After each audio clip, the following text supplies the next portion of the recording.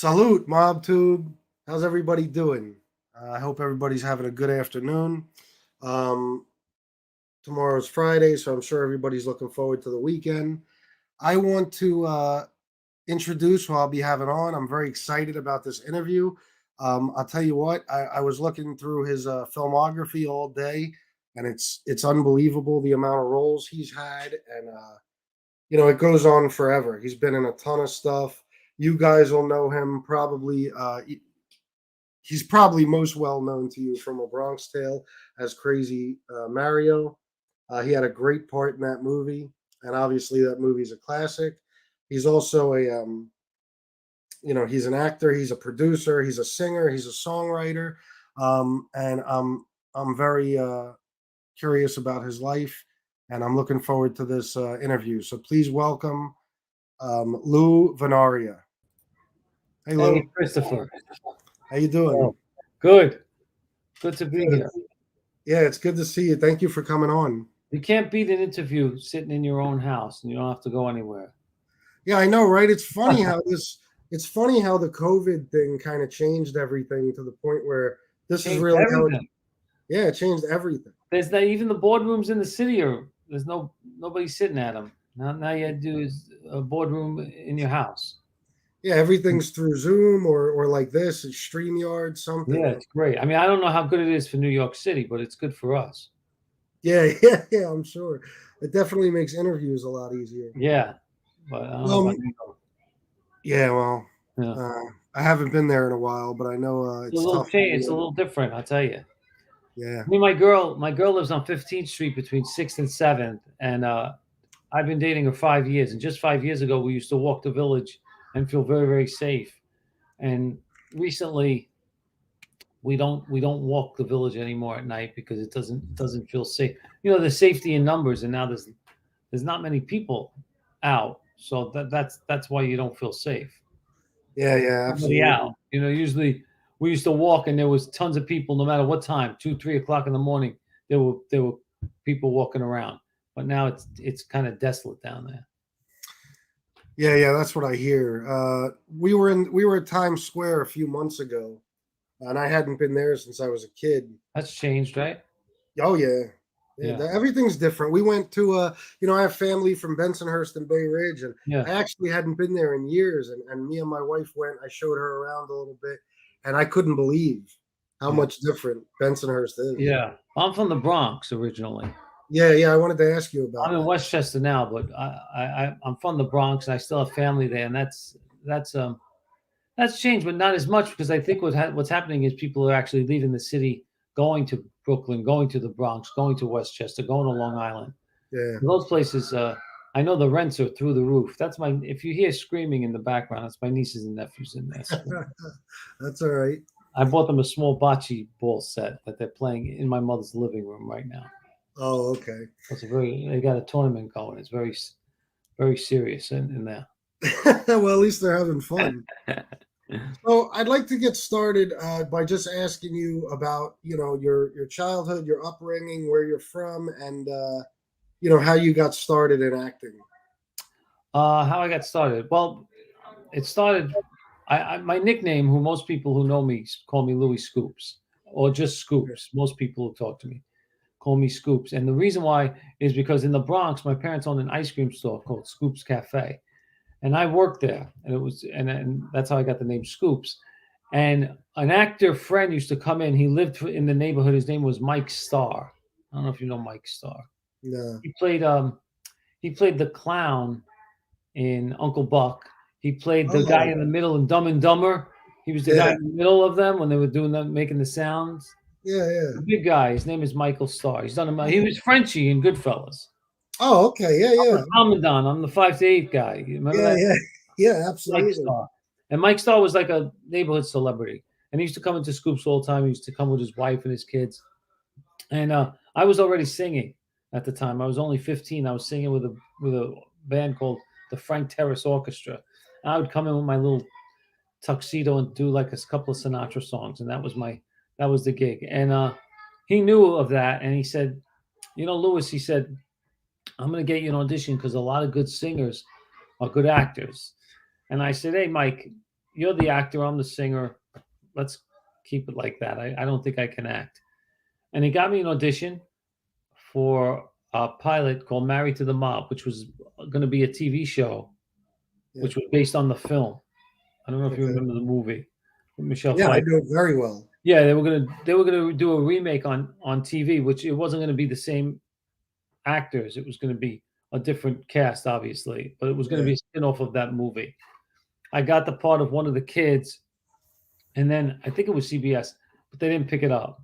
We shot the pilot, and they passed on it, and that was it. But from that, I got an agent, and I got to meet some casting agents, and about 6 months or a year later, after a million auditions, I booked a Bronx sale, and that was a big deal. And I was one of the kids, yeah. But I read for De Niro. I read for him about 5, 6 times to get that part. And what happened was the first time I went, there was like 7 kids there, and they were all reading for Mario. And then the next time I went, there were 4 kids there, and they were all reading for Mario. And then the next time I went, there were only me and another kid that we were both reading for Mario. And then like the fourth or fifth time I met, there were like 4 kids there, but none of them were reading for Mario. One was reading for C, one was reading for Slick. So I knew I was close. I knew I was close. And that time he brought us all in together. And Bob was like looking at us, all 4 of us, to see if we kind of looked like we meshed, like you believe that we grew up together. Actually, C was Phil Garbarino at the time. I don't know if Lilo told you about that. Yeah, yeah, he did. Phil Garbarino had the part, Yeah. so we went in with Phil Gar. It was me, Joey, Phil Garbarino, and those other 2 kids, which I forgot their name, Dominic and Louis, I think. And and then what happened was, I don't know what happened actually. Lilo knows the story better than I do, but they found Lilo on the beach or something like that the Yeah. next day after the screen test.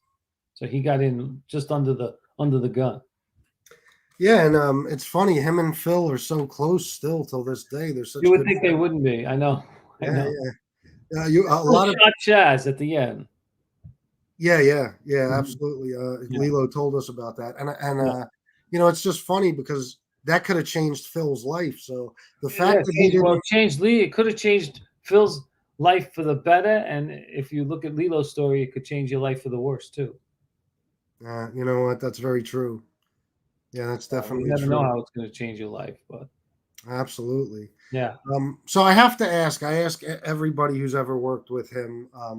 It's just almost a mandatory question. What was it like to first meet Robert De Niro and actually read for him? Well, the night before I met him, I watched a movie that was just out in the theaters called Cape Fear, Oh yeah. and that is not a good movie to watch before you meet De Niro the next day. I was scared shit. Can I say that on the show? Yeah, I was, absolutely. I was scared. But when I got there, I think he knows. I think he knew that he intimidates people because it's him. So he sat in the back of the room when I read, almost, and the lights were on me, so I couldn't even see past the lights. I mean, I knew he was there because he said hi, but then he went behind the lights, and he had somebody else run the audition. So I kind of forgot that he was there, and I was able to do it. I don't know if he was standing right close to me, if I would give a good audition, because I'd be nervous. But he knew he made people nervous, so he tried to make you feel really comfortable. And then as a director, since I hadn't really done much of anything, I didn't know if he was a good director or a bad director because I had nothing to compare it to. But now, in my career now, after working with so many directors, I could say that he was probably one of the best. Yeah. How he and it has to do with his ability to act. I mean, I know some people disagree with his politics now and say that he's not a, they don't watch him anymore. He's not a good actor, and that's bull. I mean, he's a great. I don't care what you believe in, your politics, your point of view. You can't take that away from him. He's one of the best ever, and he'll always be one of the best ever. Yeah, Actor. absolute living legend, one of the most brilliant actors of Yeah, all time. you can't take that away from him. I don't care what he. I don't care about your point of view in politics, whatever. He's you can't take that away from that. He's a great actor, and the fact that he does comedies now and whatever, but his body of work from Raging Bull and Awakenings and you name it, he proved himself so many times. He proved himself a million times as one of the best. Yeah, it's funny how people. I had somebody say to me in a comment. I think it might have been after Lilo's interview. De Niro is a disgrace to Italians, a terrible actor, and obviously that's them not being able to separate the man from the politics. Right. You know, Right. because why would you say that? How is I've he? heard that too. He's not the good actor. What do you mean he's not a good actor? You can hate him as a person, but he's a great actor. Oh, absolutely, man. Yeah. That's why I asked, because I just picture him being this larger than life figure when you Yeah. meet him. And I just saw him again, well, not too long ago, but on Bronx Tale he was very busy as a director and he was involved with every little aspect of the movie. But the last time I saw him, I was in The Irishman. I played Dave Ferry. Yeah. So I played the guy with the weird eyebrows and the red hair. Yeah. Actually, the character was Joe Pesci in JFK. It was the same dude. But Scorsese directed that, so it was just me and De Niro in the scene. So I got to sit with him and talk to him for like an hour, which was nice because I didn't get to do that on Bronx Tale. It was just me and him in the scene. So they set up two chairs, and while they set up this, we rehearsed it, and then they were going to light it. And they said we have about an hour in between. They asked Bobby if he wanted to go back to his trailer, and he said no, just set up two chairs. I'll just sit here with Louis and wait. And we got to talk for an hour. He talked about his kids, and he asked about my family because he met them on Bronx Tale, and we talked for a good hour. It was really great. He also said about kid came up to him while we were talking and asked to take a picture. And he said, don't put that on, do me a favor, don't put it on Facebook. And the kid said, no, I won't put it on anything. So he walked away and De Niro goes, he'll put it, it's on Facebook already. Like that. He said, like as if he said no, but as the kid walked away, he goes, I bet it's on Facebook already. And I said, yeah, probably that's what they do, or Instagram or one of them. He says, yeah, I don't understand any of that stuff. So I kind of explained it to him a little. So it was funny. That's funny. I want to. I'm a married man. He says I take a picture with a girl. Girl asked me to take it, and everybody's 7 degrees of separation to somebody else. All of a sudden my wife sees the picture and she's got questions for me. So I can't.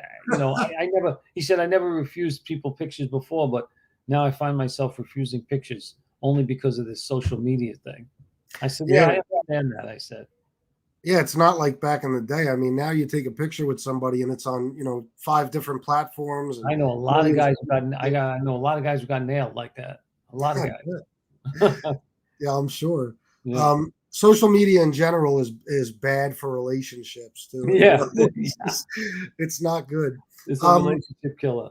Yeah, I got a comment I want to pull up in a second because one of the things I want to ask you about, like I said, at least to my audience, you're probably most well known for playing Crazy Mario. Yeah, without a doubt. I think that role was amazing. I was just watching it this morning. Thank you. And yeah, you did such a good job. And you were only 15 at the time, correct? Yeah, I think I was 16. Yeah, I think Lilo was 15. Yeah.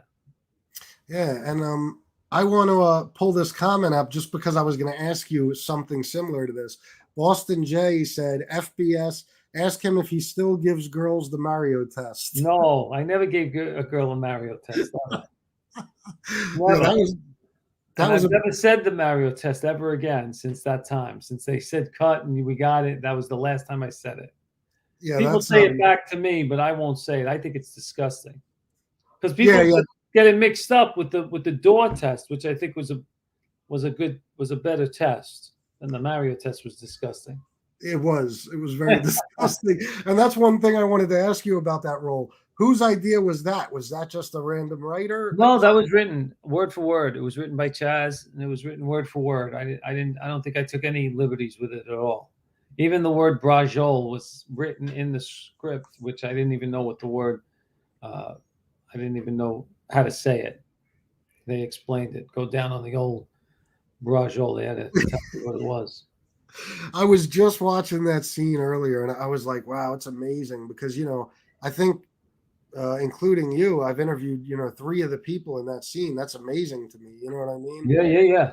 That movie is such a classic, man, and you guys all did such a fantastic job. Yeah, that was pretty iconic. That role, because that's when the guys walked by right after that. I think. Yeah. Threw the bottles at him or something like that. Yeah, that was all day. I mean that was an all day thing. Maybe 2 days we worked on that scene. That was a big scene. And you got close to those guys too, right? Like I know we I were. got really close with Lilo. Joey, I was from the Bronx. And Joey was from Brooklyn, so that's like a planet away. But Lilo Yeah. lived in Yonkers, which is very close to me. So we stayed close until he got into drugs, and then we kind of lost touch. And then when he got pinched for that whole thing with the police officer, and he went to jail, I reconnected with his brother Vinny, and I said I'd like to come see him. And I went to see him a couple of times when he was in the can, and I saw him at Rikers once, and I saw him when they shipped him out to Fishkill or wherever. So when he came home, we were close because I was one of the guys who stuck by him. A lot of guys didn't. So Yeah. So and I that's knew his family too. I knew his brother Vinny. His mom and dad were good people. His dad passed away, rest in soul. But his mom was good people. They were a good Italian family, and it's funny how that can. Drugs have no prejudice. They say from Park Ave to Park Bench, doesn't segregate. You know, it can happen to anybody. So coming from a good Italian family, it happened to him, and it's a bad thing. But he admits he don't sugarcoat it at all. No. And I spoke to him on here. He was very open about it. Yeah. And I gotta say, it says a lot about you. Friends are rare these days. They have been for a long time. Yeah. So it says a lot about you that you stuck by him. That's yeah. It's funny. My friends, I don't have a friend that I don't know over 20 years. I just don't make friends now anymore. Yeah. My friends are my friends from 20, 25, 30 years ago. Those are my friends. Yeah. Yeah, that's you got to keep the real ones in your life, and my family, of course. Oh yeah, of course. Yeah. So. And I never took it, and I didn't understand it too either, Chris, because I'm one of the rare ones. I've never even been drunk in my life. Really? I've never taken a drug, and I've never drank. Never even been drunk. People don't believe me when I say that. I've never taken anything. I've never taken a hit of pot. Nothing. Zero. So it's very rare. Matter of fact, my father wants to disown me because I don't even drink wine at Sunday with the pasta. He says, "What's the matter with this kid? He doesn't even drink wine." So so it's hard for me to have any sympathy for somebody like that, but I did for Lilo because like you said, he was a friend. Yeah. And I have a long history of drug and alcohol abuse. I'm sober now about 26 months. And I talked to Lilo about that stuff. I kind of understand how you can have it all and just throw it away. And it is hard for people to understand who've never had those issues, but Yeah, that's what I mean. Yeah. It's hard to comprehend. It's hard to comprehend it. Like you want to just say, just stop. What's the matter with you? Just stop. But it's not. It's not that easy. No, it's not. I had a lot of people in my family that tried to do that with me, and they didn't understand. No, they don't understand it. I understand it now, but I didn't understand it then. Yeah. So next, I believe, was Kirk. Yeah, with Kirk Cameron, which was a sitcom on the WB, and we were like an Oreo cookie because before us was The Parent Trap. Remember that one? Yeah. And then it was Kirk, and then after that was Sister. Yeah. So it was two black shows, and we were the white show. And for some reason, they didn't watch the white show on that channel. Yeah. Got canceled after 2 years, but we did 43 episodes.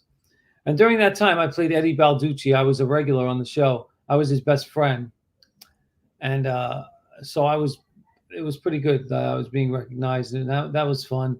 And his brother, Kirk's brother in the show was Will Estes, who plays Jamie on Blue Bloods now. He plays the youngest son of Tom Selleck. And I see him all the time. He's one of my best friends. So so that was so something came out of it, and I got some work after that. So that was good. Yeah, I was looking through. I had to live out in LA for that for 2 years. Oh, really? Yeah. Was that a culture shock? Really, yeah, big time. But I think they were more culture shocked than I was because they were saying how I talked and how I looked and stuff like that. Of I would go course. on auditions out there, and at the time, Jason, 90201. What were those two kids? They all looked like that. Those kids, Oh, Luke Jason Perry and Priestley, Luke Perry, Jason. and Jason every kid looked like them. And Oh I'd wow. walk in, I didn't look like them. I was like a sore thumb. So Well, it's funny though, like you have played. I was listening to an interview you did a while back, and you were one that didn't get typecast quite as much as some of the other people that started out in movies like Bronx Tale, right? uh no, I mean, look, I haven't played Shakespeare in the Park or anything like that, but I wasn't really typecast as a mafia guy. I played a cop a couple of times. I played the working man. I played the red collar. I played, yeah, I guess I played different roles. Played a gardener, different things. Yeah, Yeah. So I heard you say you played characters basically on both sides of the law. yeah, both sides of the law. I also did some comedy, which a lot of these guys don't get. They don't get the comedy. Uh, they don't have the timing. Comedy's tough. Comedy's Yeah, I'm hard. sure. Yeah, because it's all timing. But I What kind of get that. what category do you prefer? Do you prefer like drama or what No, would I you? like comedy because it's a challenge and it's fun. Sometimes you play a drama, you play something really dramatic or sad. You take it home with you sometimes. Yeah, I've heard that. Yeah, Um, like the Heath Ledger thing, stuff like that. yeah. I mean, I'm not this stressed. I'm not as um, I'm not that like that. Like I'm not a type of guy that stays in character or anything like that. But something sad can stay with you. You think about it Yeah. afterwards. But comedy is you go home laughing and you go home out. That's funny, and you come up with other.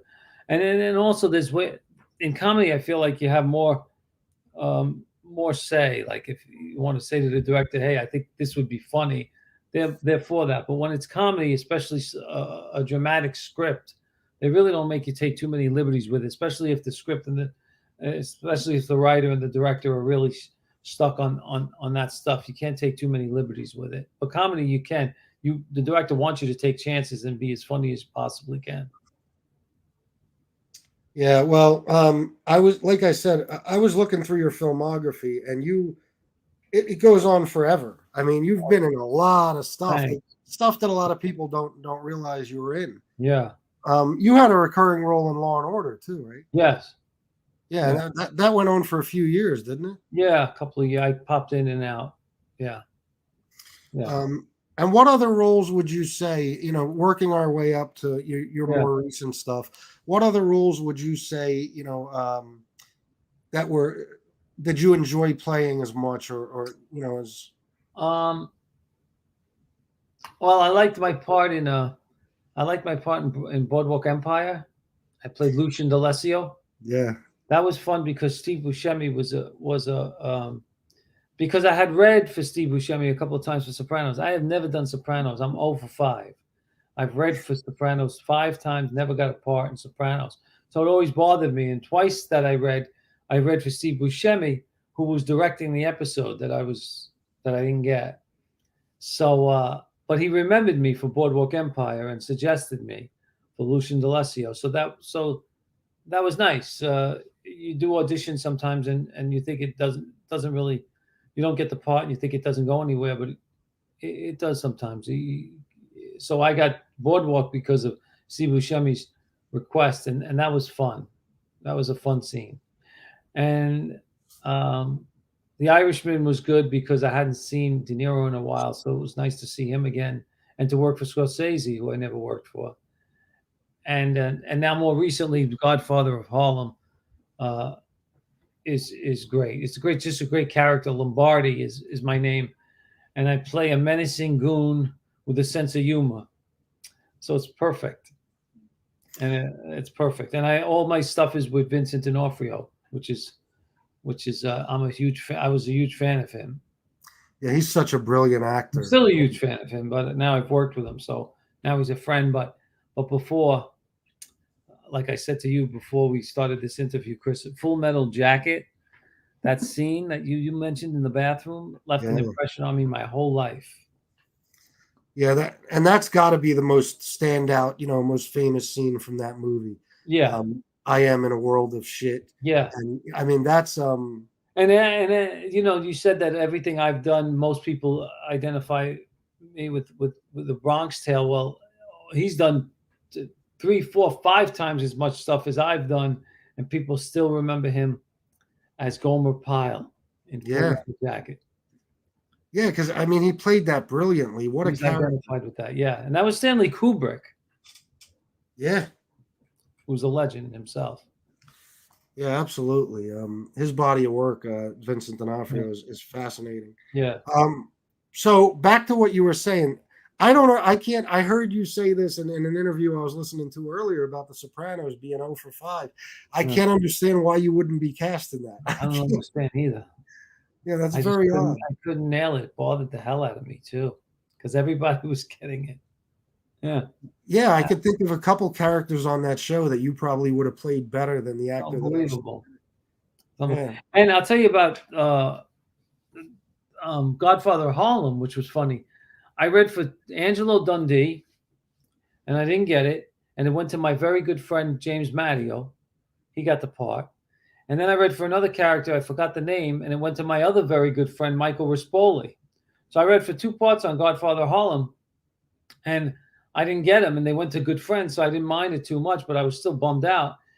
And Meredith Tucker, who was the casting agent for that, who knows me, who's casted me a couple of times, said, "We really loved your tapes, and we're going to keep you in mind," which is usually bullshit, to be honest, yeah. when they say that. Yeah, we'll keep you in mind. Yeah, keep me in mind. Never mind. And they called me and offered me this role. I didn't have to read for it. And it was a bigger role than Michael Rispoli and James Matteo. So they did keep me in mind and gave me a better role. So it worked out good. Worked out really great for me. And you're is that a recurring role? You're in that Well, I regular? did 2 episodes, and then the episode, I did the last 2 episodes of the second season. So I can't say it's a recurring role because the show didn't get picked up yet. Oh, And okay. it's on a channel called Epics, which is one of those streaming channels. Yeah. And I just don't know if they have as much money yet. I don't know how they work. I mean, they can't figure out residuals on them because nobody watches them when it's on. I mean, it was on Sunday night at 9 o'clock, but everybody I know watched it after that on demand. Nobody watched it Sunday at 8 o'clock or 9 o'clock. So I don't know how that works. So they have to figure that out. But so far, the show I heard is doing well. So I don't see them. I don't know why they would want to cancel it unless it's just too expensive because it is a period piece. It's the 60s. Yeah, it seems very popular. I hear people talking about it, in my comments and everything all the time about Yeah, Godfather. well, Forrest Whitaker is, I mean, he's an Academy Award winner, I think, and Vincent D'Onofrio, and Chaz was in it for a while. I got to work with Chaz again. Um, so it's a good cast. It's a really good cast. I'm happy to be. Giancarlo Esposito is in it. The kid who plays Malcolm X is absolutely brilliant. I got to get his name, but he's awesome in it. Really? Everybody is great. I'm happy. It's really there's not a weak link in the show, so I'm happy to be on it. That's good. I might be And I might be the weak link actually. no, I doubt it. Does that ever happen? Does a show ever get, because I'm very self-conscious about everything. Does a show ever get canceled and you think, ah, shit, maybe it was my fault? I always think it's my fault. I always think it's my fault. Oh, that's funny. Yeah, because I've done a lot of pilots that didn't get picked up, and I always thought it was, I thought I was marked for death for a while. Then my grandmother did a novena. Did everything get better after Yeah, it that? got better. We prayed over the saints, and we had the saints out and everything, and then things started working out. So That's good. And you were also in Gravesend, right? I was on great. Yeah, I was in Gravesend. I was in the first season, and now they're shooting the second season. And I understand I have some stuff coming up for Gravesend. That's William DeMeo, who I have such respect for him that he gets these things made. It's so hard to do. He raises the money, he does it himself, and that's amazing. Did you ever talk to him? No, I thought about reaching out to him, but he seems Oh, very busy. well, he's always busy, but you should talk to him. He's very interesting, and he's a he's a good guy. He thinks the right way, and he's very respectful, and he's from Bensonhurst, Yeah. from your neck of the woods.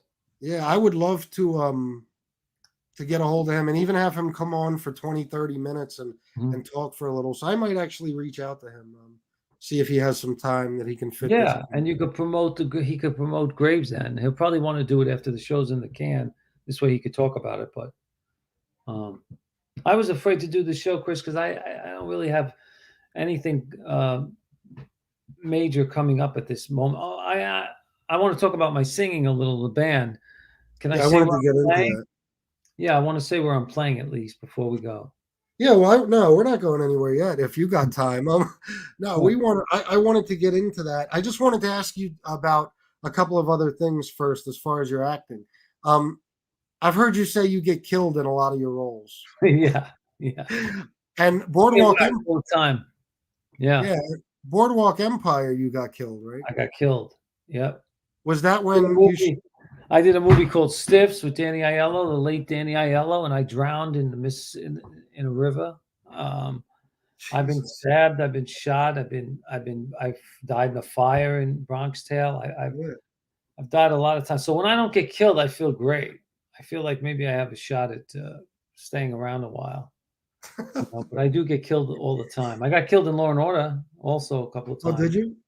In the yeah, I got killed and thrown in the trunk. I was a jewel thief in one of the episodes, and they killed me and threw me in the trunk of a car. They don't Wow. show me. They don't show how I was killed, but I was dead in the trunk of a car. So Now, in Boardwalk Empire, was it the? Because I didn't see it, yeah, but I know you shot a girl on the boardwalk. You were trying to shoot yeah. Nucky. I meant to shoot Bumpy, Oh, yeah, not Bumpy. Nucky. Nucky. Yeah. I meant to shoot him on the boardwalk. It was a hit, and I botched the hit and I shot a girl in the back, and uh, and then that's why I got killed. I think because Oh, you got killed I because of botched it. the hit. Yeah, Oh, yeah, okay. yeah. All right. So yeah, next I do want to talk about your singing, Mhm. because I actually listened to some of your singing earlier. Oh no. Okay. Yeah, and I got to tell you, I was impressed, very Oh, impressed. thank you. What would you consider your style of singing, or what genre? I call it pop jazz, but I'll be honest. I started as a kid singing in little jazz clubs in the city where I only did standards, like Tony Bennett and Sinatra, Victor Moan, just standards. Now I kind of stayed away from Sinatra because I didn't feel like I sounded like him, and I didn't want to be an impersonator. So I stayed away from his iconic songs. But I did a lot of standards, and only standards I did for years. Yeah. And then I started working with a wedding band where I had to learn different songs, more poppy stuff, more today stuff. Now I have a band, my own band, that I work with my girlfriend Joanne Roberts, and we pretty much do everything. We go from Sinatra to Justin Timberlake. I did. We did the St. Anthony Feast in Boston just last week. It's the biggest feast, the best feast in the East, and we did everything. I mean, I did Uptown Funk. I did Summer Wind, so it was like there's and everything in between. Oh, you did Summer Wind, huh? I did Summer Wind, I did Uptown Funk, and everything in between. I mean, we had a whole disco medley. We had the people dancing in the street. It's the best feast. We do it every year. This is the fourth year of doing it. Last year they didn't have it because of COVID, but we've done it a bunch of years in a row, and it's just such a great feast. And now coming up, we do the San Gennaro. That's We yeah. did we did the Harlem Feast this year by Rayo's. Um, and now we do San Gennaro on the September 19th. We're there from 7 to 9 with the band. And then we go to Ohio and we do a feast in Ohio. And Oh, okay. we did Milwaukee last year. We go all over the country. It's just not as many this year because of last year they were all canceled. And this year some of them don't have the money to pay.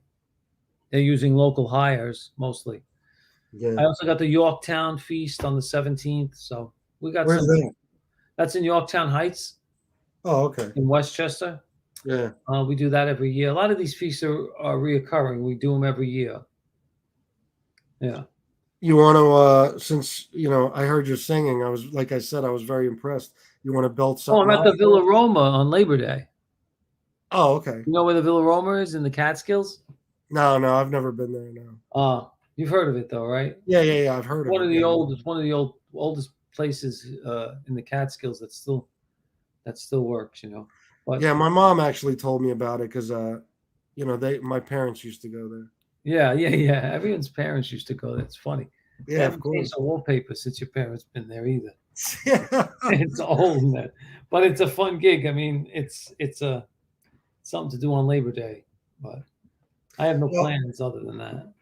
yeah. Well, I have to ask you because, like I said, I started saying this a minute ago, but I was very impressed. And, since I have you here, I have to ask if you'd like to belt something out for us. Oh no, I can't do that here. I have no music here. You could play some though if you have it, if you listen to it or whatever. I could send you something Yeah, if you want. yeah. I listened to one of your singing reels earlier, like I said, and Yeah. I heard somebody compare you to Michael Bublé. Oh, that's a good nice compliment. I like Michael Bublé. I've Yeah, never met him, but if I was home, I would have played something on. I'm at my mother's right now because I lost power last night during the storm, yeah. and I lost. First, I lost internet, then I lost lights, and so I came here. But I have a little keyboard at my house. I would have played something for you. I would have done something on the keyboard. So maybe next time. Yeah, next time. That's fine.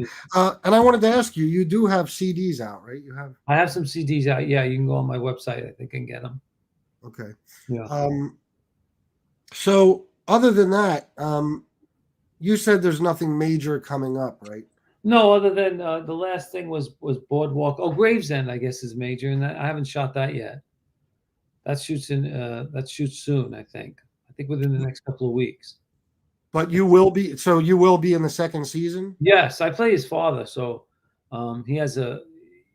I play older. I play a lot older actually. I play in my 60s, except they had some flashbacks in the first season where I played now my age now. Actually, they made me look younger, and then they made me look older when it's present day. They make me look at my 60s, so it's a big makeup job and stuff. But that's coming up, and it's coming up in the next couple of weeks. I just didn't get my days yet. So you haven't gotten to work with like Dice or Vic DiBitetto? Nobody like No, but my girlfriend worked while they were in Florida, and my girlfriend was working on the show. And I went down there and visit my girl, and I got to meet Dice and everybody, William Forsythe, all those guys.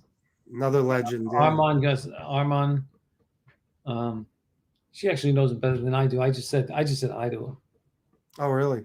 Yeah, she worked with him every day for a while, and then So we saw them all at the movie con. So it was cool because I had a little history with them. So I was able to run up to them and say hi at the Mob Movie Con oh, that's good.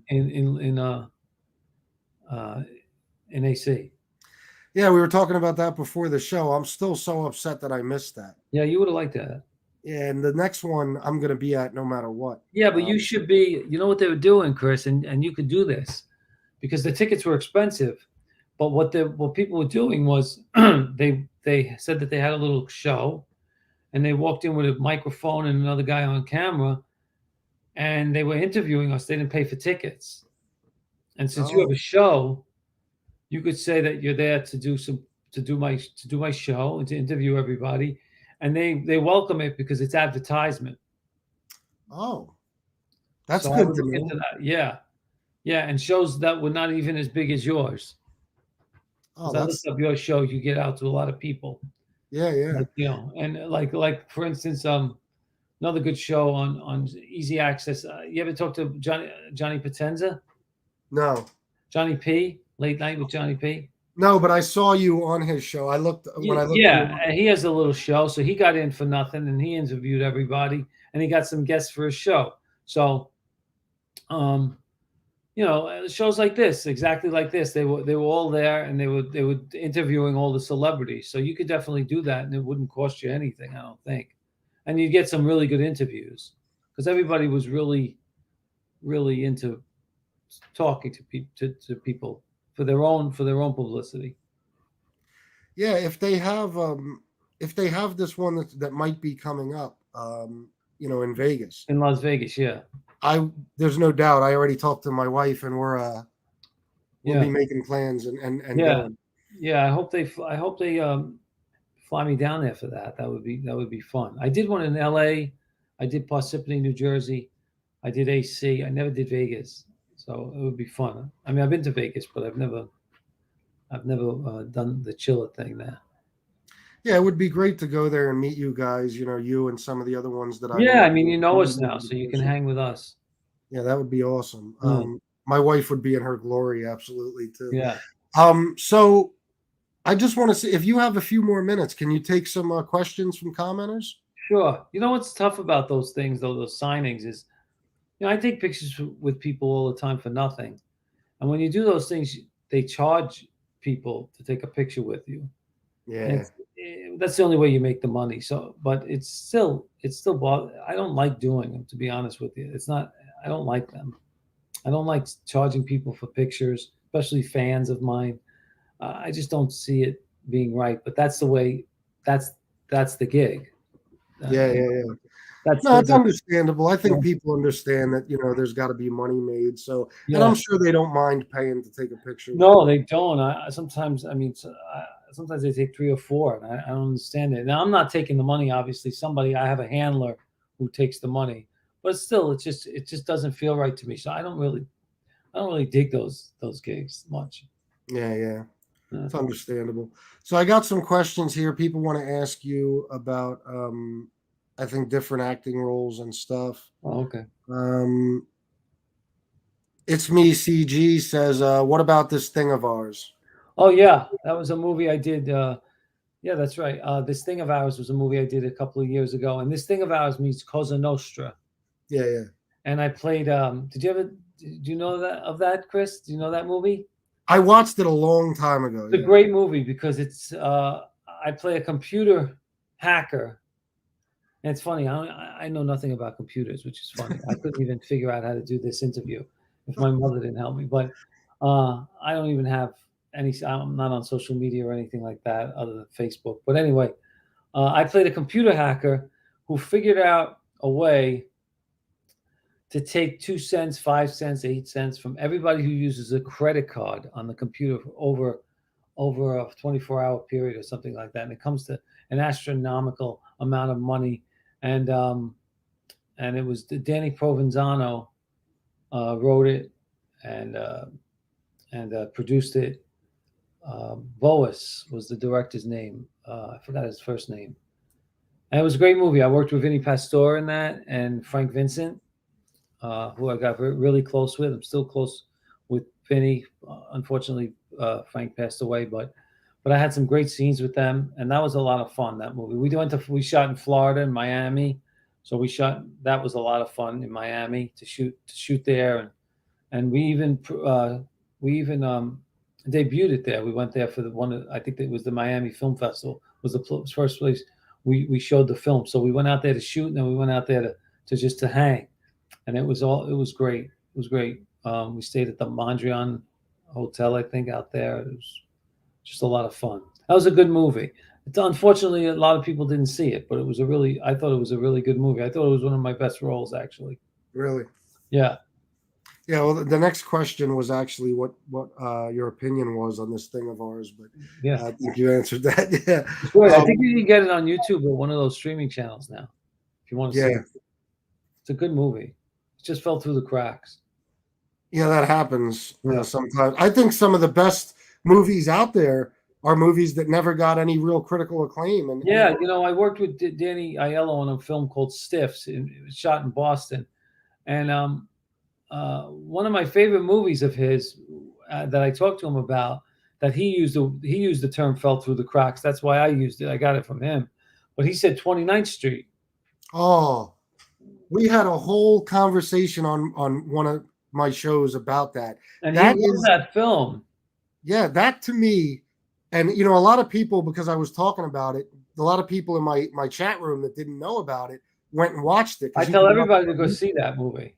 I think that movie is one of the best movies, period. And I'll Yeah. tell you what, Danny Aiello has always been one of my favorite actors. Mm-hmm. But I never talk too much about my dad, but I'll tell you what, and it is kind of sad, but that role he played as the father, Yeah. that was my dad to a T. Yeah. Yeah, unfortunately. I mean, that was, because he wasn't the best dad in that movie. No, he was a degenerate gambler, right?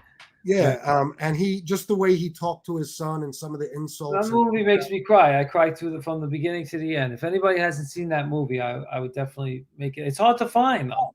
Yeah, well, that's why we were talking about it, is because you can't even buy the DVD. I have No, the DVD somewhere and I can't find it. you got to And it see that breaks my movie. It's heart. such a great movie, especially if you like the movies that we're talking about, Chris. The ones that people have seen and know and like. That movie fits right in there. I mean, it has everything. It has a Yeah, lot of heart. yeah, 29th Street was brilliant. And you could put it in a lot of categories. Like people in my comments were saying, a mob movie, an Italian movie, a Christmas movie, like Everything. all those things. It's everything. Yeah, I love that. It's And great. I always watch it around Christmas time. I And love it. Danny Aiello, when I spoke to him, he loved that movie, and he wished more people saw it because he was really proud of the performance. His performance was unbelievable in that. Spectacular. So yeah, What is what was Danny Aiello like? he was uh, he was a good actor. He was a little tough on other actors sometimes. He was a little tough on him. He was a little moody. But I worked with him when he was a lot older, so maybe but I got along with him.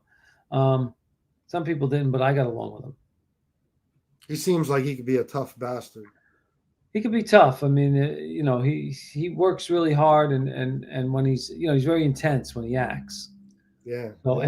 and he doesn't. How can I put it? When the camera's not on him, it's on you. Yeah. And it's not on him. He still gives it his all. So he's still very intense when he's working with you.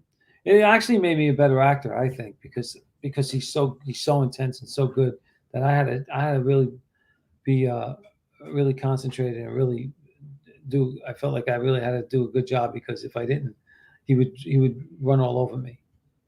Yeah, and do you ever feel pressure when you're working with such a giant like that? Because he's just a giant in the industry. Yeah, I only felt like that with Danny, because he was so good and so intense, and actually recently Vincent D'Onofrio, because of how he worked. He worked really hard too. Are those the only two actors you ever felt that kind of pressure? Everybody else, it was really not. They were really maybe they just weren't as good as they were. I mean, I don't want to put any actors down, but I just didn't feel the intensity, other than with Danny Aiello and Vincent D'Onofrio recently. Obviously, De Niro was incredible, though I didn't have as much.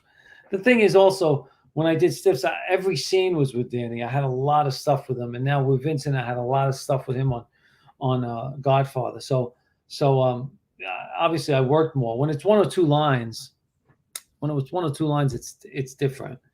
You don't get a good good opinion of the person. Sometimes I do guest spots on TV shows. I don't say more than two words to the person, other than when they say, like I did The Deuce, and I don't think I talked to James Franco, and my scene was with James Franco, but I didn't talk to him at all off camera. Said my lines. We did it a couple of times, and that was it. I left. So you asked me, how was it working with James Franco? I don't know. I don't know. Yeah. One of the other movies, going back to talking about movies that kind of fell through the cracks, and another, Vincent D'Onofrio role, he was in it also. I think it's one of the best mob movies ever, is Kill the Irishman. Oh, it was great. Yeah. Fantastic. We talked about Tony Darrow was great in that too. Yeah. Yeah. Yeah. I mean, that's a good movie. Oh, yeah. Excellent. And when I first saw that years ago, I was like, holy shit, how did I not hear about I like it better than The Irishman, actually, because The Irishman went a little long, I thought. Like I had to pee halfway through the movie. I didn't want to get up, but it's just too long. But The Irishman is a nice, nice hour and a half, 2 hour movie, which keeps you interested the whole movie. I think another friend of mine was in that actually, Vinny. He passed away. He's from Mulberry Street. Oh God, can't think of it. He was in Casino too. Um, it'll come to me anyway. Another good friend who passed away who was in that movie that did a really good job. Yeah. Yeah, I love Kill the Irishman. I could watch that Yeah. over and Who was over. the Irishman in that? I forget. Hold on a second He was here. kind of an unknown, wasn't he? Yeah. I can't even think of his name, but he played Danny Green brilliantly. Danny Green, right? Yeah, Yeah, he and was great. I thought I'd see him again. Actually, yeah, I thought I'd see him again. yeah. I'm not sure what else he was in. But Christopher Walken was also in Kill the Christopher Irishman. Walken. Yeah. He Yeah. played Shondor Burns, and he had a great role in that. Does he ever give a bad performance, Christopher? No. Never. No, he's another giant. Like I said, Never. I mean, Never. yeah, these guys are almost like mythical figure. You know what I mean? They're Yeah. so legendary. Yeah, I'd like to work with him. Yeah, I bet. I'd love to work with him. I don't think he's done anything lately, has he? He's always doing something, but I haven't seen him in anything lately. No, he could work whenever he wants, though. Yeah, of course, yeah, just like De Niro or Pacino. Yeah. Next question: Yankees for life. Speaking of all this stuff we've been talking about, it goes right along with it. Yankees for life wants to know, Lewis, do you still talk to Chaz? I just saw Chaz on Godfather of Harlem, so yeah, I talked to him. I spent the whole day with him actually. But I hadn't seen him prior to that, and he hasn't had me on his talk show either. I told him about that, but he said he's going to set up a date, so I'll get to talk to him. He has one of these shows too, and so I'll get to talk to him soon. I'm sure. But I did stay in touch with him, kind of. We both do our own thing, so it's easy to run into each other in this business. It's small. The business is small. Out of the working actors, anyway. Yeah. Let's see the next one. I like the name too, Yankees for Life. I'm a Bronx guy, so. Yeah, he's one of my favorite subscribers. He's always good in the chat room. And I'm stuff. Yankees for Life too. Yeah. Primo says, "Love your voice, Louis. FYI, your website is not working." Oh no. Okay, I'll get on that. I don't run it. Like I said, I know nothing about computers, so I'll get it working for you. Primo? Yeah, Primo. Okay. Let's see. I'm looking for. Can I say Can I say how to? They can get in touch with me on Facebook. Yeah, plug your Facebook. That's the only thing I'm on, and I go just by my name, Louis, Louis, Vanaria, Vanaria, and I pretty much accept everybody, and I if they message me, I try to write back to 90% of the people that write to me. So. Oh, that's good to know. So yeah, they can get a. Try to. I don't go on every day, but every other day at least, and I try to write back to people. Well, I don't understand Instagram. I don't understand Twitter or anything like that. That's as far as I can go. That and an email. That's it. I just went on Twitter. I just started a Twitter because of this. I want to promote the show and stuff, and I don't understand it one bit. Yeah, I don't get it. So yeah, I'm in the same boat as you. I'm learning all this stuff as I go. Oh, I'm totally computer illiterate. How old are you, by the way? 46. Oh, okay. So I'm 42. So you're just a little older than me. Yeah. Yeah, I don't understand this stuff either. It took me forever just to figure out how to do these interviews. Yeah, you're pretty good at this, though. Thank you. Yeah. Yeah, you're good at this. Are you home? You do it from home? Yeah, I do. Yeah. That's good. Let's see. Anybody who has any questions, put them in now before I let Louis go here. We'll get some questions in. Let me see what else we have. Let's see. Roy DeMeo, FBS, ask him if he thinks Sammy and Michael's sit down is scripted. Do you know about that? Is that my French Hayes? Yeah, the thing they're going to be doing together. Oh, I don't know of anything coming up. No. What is it?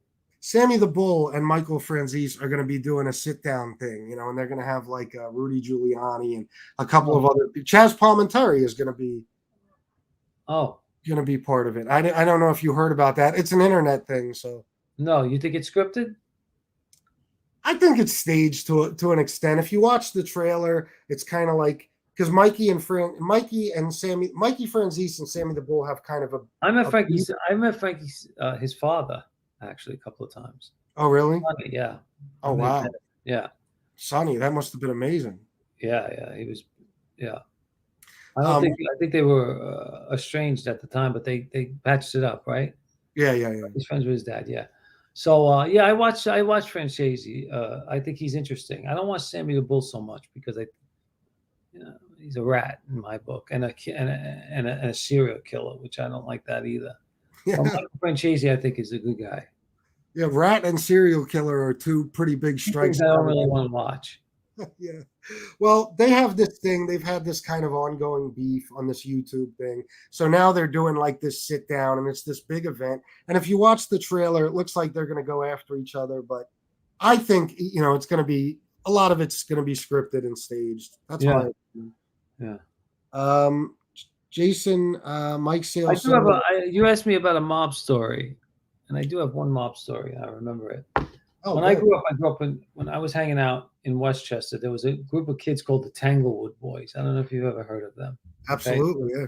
And I knew them all because I grew up with them. And they were a wild pack of kids. They were wild.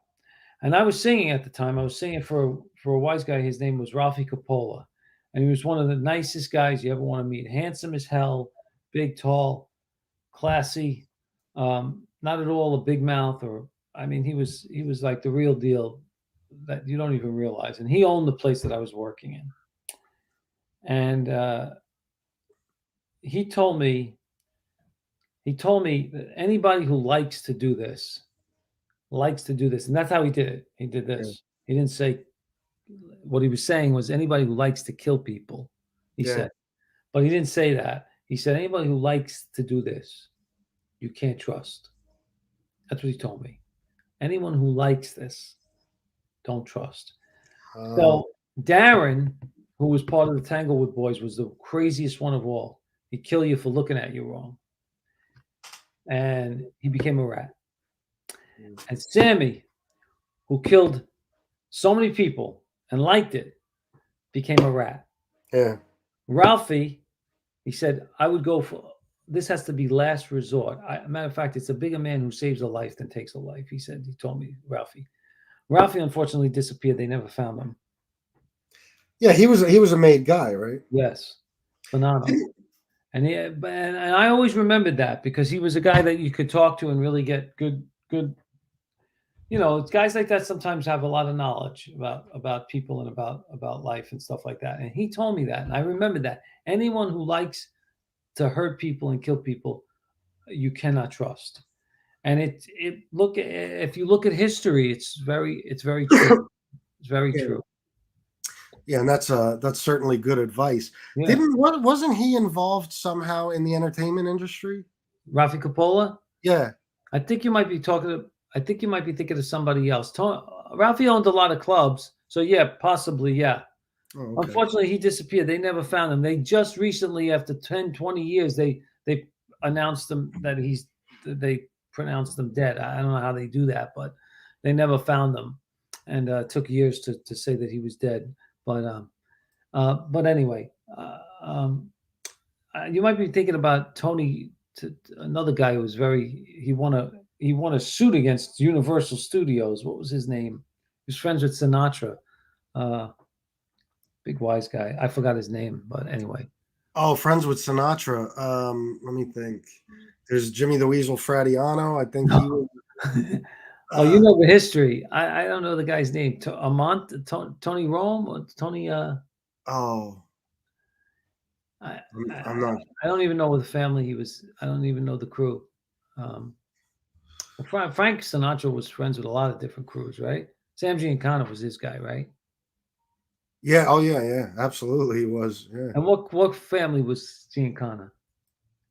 That was in Chicago. Oh, that was Chicago. Right? Yeah, that was Chicago. Somebody said on here, De Palma and Tony Pro. Was it one of them? De Palma. Might have been Tony Provenzano, possibly, yeah. He was very involved in the entertainment business, so it was probably him. Yeah, Yeah, yeah. yeah. Um, let me see. Yeah, these guys know their mafia history. I got to read up on this stuff. Oh yeah, these guys in here, they're no joke. I know a good bit myself, but these guys correct me a lot of the time. They know a lot. Yeah, Gunsmoke the Don said Frank Sinatra knew them all, which yeah, without a doubt he did. yeah, yeah. Um, let's see who else. There's a Somebody very said, famous picture actually of Sinatra that I have in a book of it was Brian De Palma. It was not Brian De Palma. De Palma, who he just mentioned, Gregory De Palma was on yeah, his right, and I think Carlo Gambino was in the picture, and there was like 6 or 8 of them, all, and they named them all, and Sinatra's right in the middle. It was taken at the Westchester Premier Theater, and I think they subpoenaed Sinatra because of that picture. And Sinatra had a good answer. He said, "I take a lot of pictures with a lot of people. I don't ask them what they do for a living before I take it." So yeah. Well, that's why I mentioned Jimmy the Weasel because I believe he was in that picture. I think so too. But Sinatra, yeah, he had a hard time. I think he was trying to get a gaming license or something, and there Yeah, was a because whole bunch of hearings. he owned a casino. Yeah, there was a whole bunch of hearings held because of that picture and because of the Yeah, people. I His watched some of history. that. Yeah, it was really interesting. Yeah, it Yeah. really was. But his answer was good. I take a lot of pictures with a lot of people. I don't know who they are before I take them. I mean, I'm sure he knew who those guys were, but that was a good answer anyway. Mob Talk Radio says no, it was Tony. I don't even know this name. Opadesano. Opadesano. I don't even know that now. I'm going to be the Well, they first to know admit. better. They know a lot better than me. Yeah, Mob Talk Radio would definitely know what he's talking about. Somebody else mentioned Johnny Roselli. Oh, Um, Jimmy Roselli, the singer. Jimmy. No, no, no, Mob guy. Oh, He was a Chicago guy too, I oh, believe. because Jimmy Roselli was a good singer. Yeah. Let's see if anybody else has any questions. Post them now because I'm going to let. He's already given me an hour, and I'm going to let Lewis go here in a second. Wow, an hour went fast. Yeah, yeah, it does. These Usually interviews. these interviews are 15 minutes. Yeah, well, I saw. That's funny because I was trying to watch some of your interviews earlier, and they're all very quick. They're all very Yeah, short interviews. So I appreciate you giving me this time. yeah. Let's see. I don't see any more questions. Just people talking about the Come mob. see me, come see me at San Gennaro. Yeah, I want to. Anything you want to plug? That's You got September down September 19th. 19th from 7 to 9 on the Yeah, main I have stage. a feeling me and my wife will be making it to San Gennaro this I'll year. buy you a Zeppela. Oh God, that's my weakness, man. I'm telling you. I talked about that on the show before. I'll buy the Zeppelas. Oh, that sounds good. Zeppelin's in my thing. Um, so yeah, I want to thank you for this. I want to thank you for this interview and giving me this time. My This was pleasure. really great. I'm definitely a fan of yours. Especially like I said, I know you've done a ton of other roles, but Crazy Mario in a Bronx Tale was Thank you. legendary. Yeah. Thank you. I'll come back on the show with my girl. We'll sing a duet for you. Oh, really? Yeah, Oh, that would be fantastic. I that'd would be love fun. that. So, yeah, I'll let you go. Thanks again, and hopefully we'll keep in touch. Thank And you. like we just said, we'll do this again sometime. You can sing a little ballad for us or something. Thank you, Chris. God bless you. All right, you too. Bye bye. See you later, Lou. All right, that was excellent. Um, Lou's definitely a good guy. I spoke to him a little before the show too. Like I said, I always say it. It's a trip for me to be able to talk to these guys. I like to get all of you involved so you can ask questions and stuff. Thank you, Jason Mikesell says great interview. Thank you, man. I appreciate that. Rats get bats. What a good guy. Yeah, he really is, man. Very down to earth. That's the thing you find out about a lot of these guys. You never know who's gonna, you know, think who they are or have an attitude, about the way they talk to you like you're a nobody almost. But none of them so far have. And Lou absolutely was great before the show. We talked for a few minutes. We talked on the phone earlier. Great guy, and I'm thrilled to have had him on. It was excellent. So another one down. I'm working my way through the cast of A Bronx Tale, guys. In case you haven't noticed, who knows? Maybe someday I'll get De Niro. Right? A guy can dream. Mike Fleming says, "Great interview again, FBS. Louis, you're a good guy. You're a great guy. I'm sorry. Thank you, Frank Calabria. Good interview, FBS. Thank you, Frank. Gunsmoke the Don. FBS, I put you as a character in my video like you asked. LOL, just a quick cameo. Awesome. I'm going to watch that. I actually started watching it. It's so funny. I was watching that before we started, and Lou was, backstage, and he heard it and said, "Who was that you were listening to?" But I didn't get to see the whole thing yet. Jason Mike Sale. LOL, next you need De Niro. Yeah, obviously, the chances of that happening are 1 in a million. But I'll tell you what, as much as I love De Niro, this is a little known fact about him. He gives the absolute worst interviews. De Niro, I don't know what it is about him, but if you watch some of his interviews from the past, they're not great. I think he did the first episode of Jimmy Kimmel's show. And it didn't work out well for Jimmy. It wasn't a good interview at all. A lot of people kind of make fun of that interview. Falconetti, De Niro, you should get Paulie Walnuts. Believe me when I tell you, I would probably take Tony Sirico over De Niro. No, I wouldn't, but I would love to interview Tony Sirico. Lou got to work with him too, and I wanted to ask him about that. But Tony Sirico is a legend, Bensonhurst guy. And my main question about him is he that, which I believe he is. I mean, I don't think Tony Sirico changes one bit off camera. I mean, I believe he's pretty much playing himself in every role. He was a mob guy at one point. I believe he was with the Colombos. And he's got, I think he did 5 years in Attica. Very interesting guy, but as genuine as could be in all his roles. Yeah, excellent guy. Absolutely the most typecast actor in history, probably. But of course he is, because that's who he is. That's the guy he is. The guy he plays on all these roles. Mob Rats UK, great as always. FBS, thank you. I appreciate that. Let me see what else we got here. Let's see. Neil Costantino says that interview with Jimmy broke me up, bro. Yeah, man.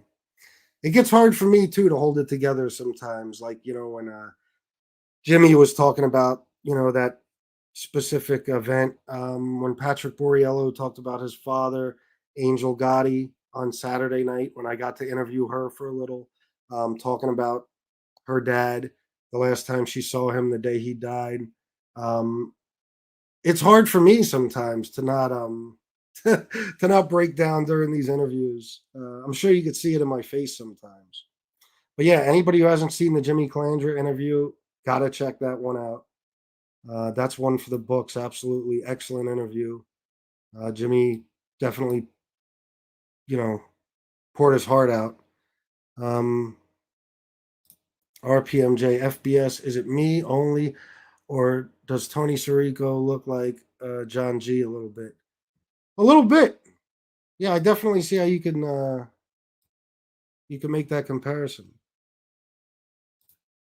Bella Chronicles, I know it's terrible. And no, not in the rest of the house. No, this is my little man cave, I guess you can call it. And I don't want to talk about smoking because it's a bad habit that I need to quit ASAP.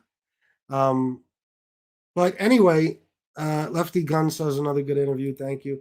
I appreciate all you guys showing up for this. I hope a lot of people watch it, watch it later on who didn't get to catch it live. I enjoy these interviews so much, man. And I still can't believe that I'm able to do these. Talk about a blessing, that I'm able to actually interview the guys that were in some of my favorite movies of all time, and a lot of our favorite movies of all time, especially since, a lot of people I've heard make comments about, me interviewing these actors and stuff, but because this channel is mainly a mob channel, but I don't think people put together the fact that these are the mob movies. These are the actors from those mob movies that a lot of us watched, and I'm sure a lot of people, learn things from. There was a Bronx Tale, for example. There was a lot of good lessons that Sonny gave Kalogita, and Kalogita's father gave him, stuff like that. Robert De Niro and Chaz Palminteri. There's a lot of good advice uh, that can be taken from that movie. That's another reason why I love that movie so much, and I just get a kick out of interviewing the guys that were in it. And Crazy Mario, excellent role. Lilo was brilliant playing Kalogita. Joseph D'Onofrio playing a Slick. Patrick Borriello playing Little Slick. I mean, all these guys amazing. So let me see. Yeah, I know Thin Gray Line. Yeah, opinions are assholes. Everybody has one. Um, Frankie Calabria, you nailed that one. Enjoyed this interview. Thank you, man. I appreciate that, guys. I take it from you guys because if I judge myself on how I do in these things, um, I'd be curled up in a ball somewhere, uh, crying, telling myself what a better job I could have done. I am my own worst critic, as many of us are. So thank you guys. I appreciate you all. I hope everybody watches this again, or people who didn't see it, watch the replay. Everybody hit the like button, please. If you're not subscribed, please subscribe. And I might be doing another show tonight, but I'm not sure. But if not, a little announcement for you guys. Me and Jimmy Calandra will be doing a show tomorrow night at 8 o'clock. We're going to be talking about some things, specifically John Panisi, and why it is that a active informant has a YouTube platform. So I hope you guys are looking forward to that. I'm going to post it later, so everybody gets to see what's going to be going on tomorrow. I got some other things to add about Ray Mundy as well. I have a lot of information on him. Some people have helped me out and emailed me some things that, some stuff I'd like to talk about.